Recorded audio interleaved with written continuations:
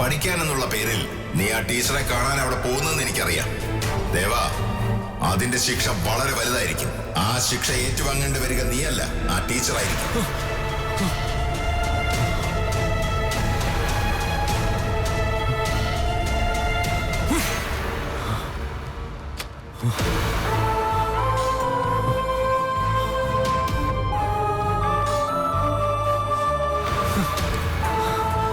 നിർത്തി, ഇന്നത്തോടെ എല്ലാം നിർത്തി. ഞാൻ കാരണം ആ ടീച്ചർക്കൊന്നും വരാൻ പാടില്ല. ആർക്കും ഒരു വിഷമം ഉണ്ടാവരുത്.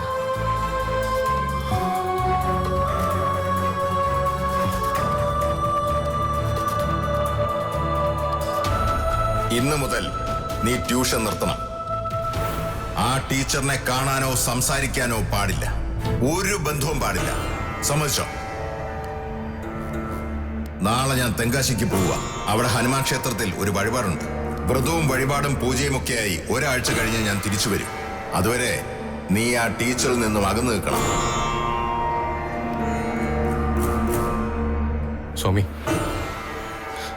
ഓർക്കണം സ്വാമി, എല്ലാം എന്റെ തെറ്റാ. ടീച്ചർ തെറ്റൊന്നും ചെയ്തിട്ടില്ല. ടീച്ചർ ശിക്ഷിക്കരുത്. ടീച്ചർ പാവ. ഒരുപാട് സങ്കടങ്ങളുമായി നടക്കുന്ന ടീച്ചറെ നീയും കൂടി ദ്രോഹിക്കരുത്. പകരം എന്നെ ശിക്ഷിച്ചോളൂ. ടീച്ചറിനെ വെറുതെ വിടണം.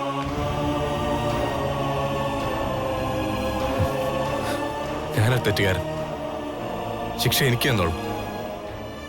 സന്തോഷത്തോടെ സ്വീകരിച്ചോളാം ഞാൻ. സ്വാമി, ആ ടീച്ചർ ശിക്ഷിക്കരുത്. സ്വാമി, എന്റെ പ്രാർത്ഥന കേൾക്കണം.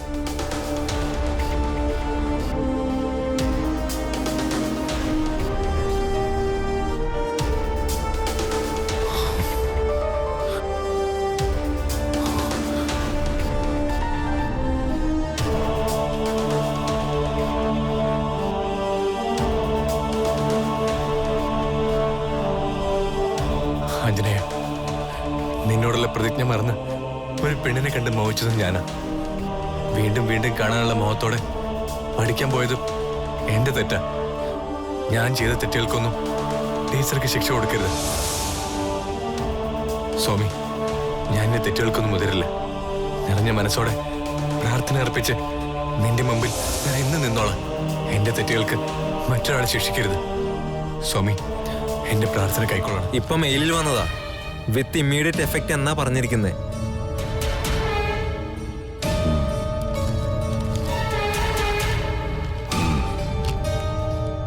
ഒപ്പിട്ട് കൊടുത്തേക്ക്. അത് ഞാൻ തന്നെ കൊടുക്കണോ? പിന്നല്ലാതെ, സാറല്ലേ ബ്രാഞ്ച് മാനേജർ. അതൊക്കെ ശരി തന്നെ. എന്നാലും ഒരു വിഷമം. അയാൾ നിരപരാധിയാണെന്നറിയാം. അതുകൊണ്ടാ. വെങ്കട്ടരാമ സാറേ, നമ്മുടെ ജോലിയിൽ സെന്റിമെന്റ്സ് വിചാരിച്ചിട്ട് കാര്യമില്ല. നമ്മൾ കൈകാര്യം ചെയ്യുന്ന കോടിക്കണക്കിന് രൂപ നമ്മുടേതാണ്, അല്ല ബാങ്കിന്റെയാ. സാറിന്റെ കയ്യിലിരിക്കുന്ന ഈ സസ്പെൻഷൻ ഓർഡർ സാറ് പുറപ്പെടുവിച്ചതാണോ? അതുമല്ല, അതും ഈ ബാങ്ക് ഏൽപ്പിച്ചതാ. അത് കൈമാറുക എന്നൊരു ചുമതലയെ സാറിനുള്ളൂ. നമ്മളൊക്കെ ഓരോ ഉപകരണങ്ങൾ മാത്ര. അതുകൊണ്ട് സാർ ഒരു വിഷമം വിചാരിക്കണ്ട. വിളിച്ച് കൈ കൊടുത്തേക്ക്. അന്നൊരു ദിവസം നമ്മൾ സസ്പെൻഷൻ ഓർഡർ വന്നേക്കൊന്ന് പറഞ്ഞേ ഉള്ളൂ. അപ്പൊ തലകറങ്ങി വീണ ആളാ. ഇനി ഞാനിത് കൊടുക്കുമ്പോ ആൾക്ക് വല്ല അറ്റാക്കും ഉണ്ടായാലോ? അതാ എന്റെ പേടി. എന്ന് കരുതി ഇത് കൊടുക്കാതിരിക്കാൻ പറ്റില്ലല്ലോ. വെങ്കട്ടരാമൻ സാർ ചെന്ന് ഇത് കൊടുക്ക്. എന്താ സംഭവിക്കുന്നതെന്ന് നമുക്ക് നോക്കാം.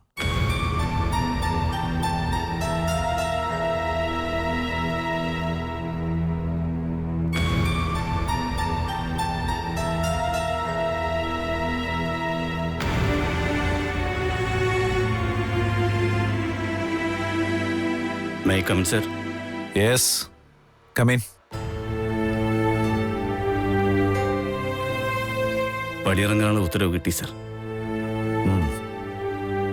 ഞാൻ അറിഞ്ഞു. സാർ അറിയാതിരിക്കില്ലല്ലോ. സാറിന്റെ പേനത്തുമ്പിൽ നിന്നല്ലേ ഇതിന്റെ തുടക്കം. അതുകൊണ്ടാ അവസാനമായി സാറിനോട് യാത്ര പറയണമെന്ന് കരുതിയത്. ഞാൻ എന്റെ ജോലി ചെയ്തു എന്നല്ലേ ഉള്ളൂ. അതും അറിയാം. ഞാൻ എൻ്റെ ജോലി നന്നായി ചെയ്തില്ല. അത് പരിശോധിക്കാമെന്ന സാറിൻ്റെ ജോലി നന്നായി ചെയ്തു. നമ്മുടെ രണ്ടുപേരുടെയും ജോലിയുടെ പ്രോഗ്രസ് കാർഡാ എൻ്റെ കയ്യിലിരിക്കുന്ന ഈ കടലാസ്. ഞാൻ തോറ്റു, സാർ ജയിച്ചു. ഇവിടെ ജയവും തോൽവിയൊന്നുമില്ല വിശ്വനാഥൻ സാറേ. സസ്പെൻഷൻ കിട്ടിയെന്ന് കരുതി അതെല്ലാത്തിന്റെ അവസാനമൊന്നുമല്ലല്ലോ. എത്രയോ പേർ പിന്നീട് തിരിച്ച് സർവീസിൽ കയറിയിട്ടുണ്ട്.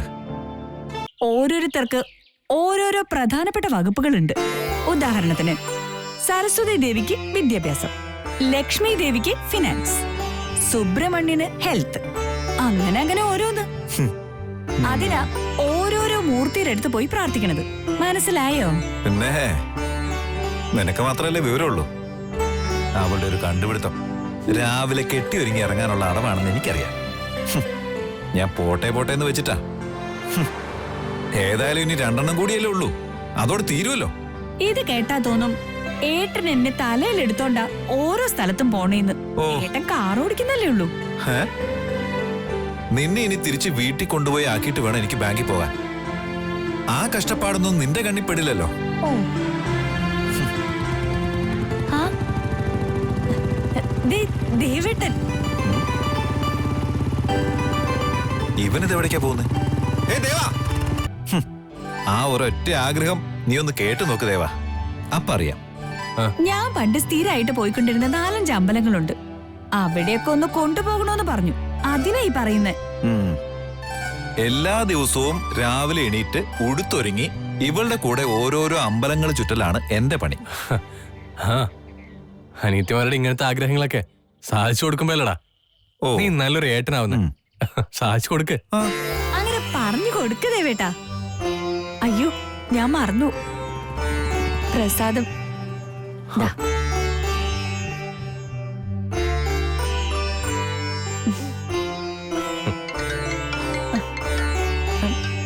ദേ ഏട്ടന്റെ ഫോൺ ബെല്ലടിക്കുന്നു. ഓ.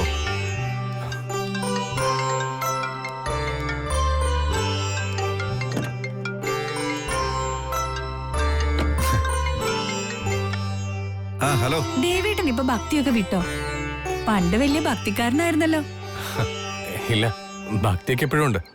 എന്നിട്ട് അതിന്റെ ലക്ഷണമൊന്നും കാണുന്നില്ലല്ലോ.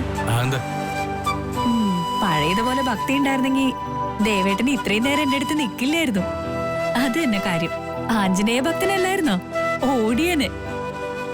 അന്നൊക്കെ ഞാൻ അടുത്ത് വരുമ്പോഴൊക്കെ ദേവേട്ട ഓടി മാറുമായിരുന്നു. അതുകൊണ്ട് ഞാനും ആയ്മയൊക്കെ എന്തുമാത്രം ചിരിച്ചിട്ടുണ്ടെന്ന് അറിയാമോ? ചിലപ്പോഴൊക്കെ ദേവേട്ടനെ ദേഷ്യം പിടിപ്പിക്കാൻ തന്നെ ഞാൻ അടുത്തേക്ക് വരുമായിരുന്നു. അന്നത്തെ ആ ദേഷ്യമൊക്കെ ഇപ്പോഴും എന്നോടുണ്ടോ?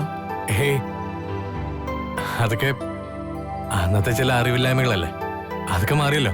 മാറിയോ ശരിക്കും? പിന്നെ കാലം കഴിയുമ്പോ നമ്മുടെ ചിന്തകളൊക്കെ മാറില്ലേ? ശരി തെറ്റുകളെ കുറിച്ച് കുറച്ചും കൂടി ബോധ്യം വരില്ലേ? പിന്നെന്ത് ദേവേട്ടൻ കല്യാണം കഴിക്കാത്തെ? കല്യാണം അത് പിന്നെ ബ്രഹ്മചാരിയാവാൻ ഉറച്ചിട്ട് തന്നെയാണോ? അതോ സമയായില്ലെന്ന് തോന്നിട്ടോ? അതുമല്ല, പറ്റിയ പെണ്ണിനെ കണ്ടെത്താഞ്ഞിട്ടാണോ? ഞാൻ ബ്രഹ്മചാരിയാവാന്ന് പ്രതിജ്ഞ എടുത്തതാ, അതുകൊണ്ടാ.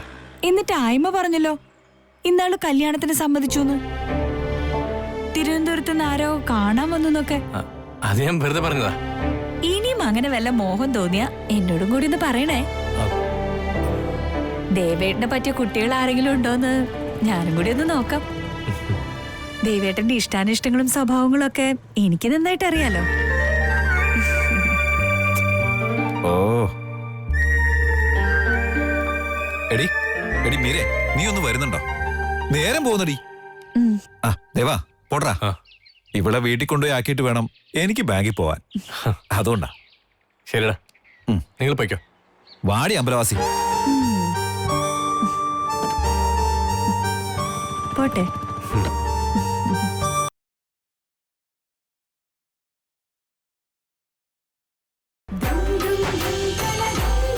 എന്തിനാ എന്നിൽ നിന്ന് ഇങ്ങനെ അകന്നു മാറി നടക്കുന്നേന്ന് എനിക്ക് മനസ്സിലാകാത്ത.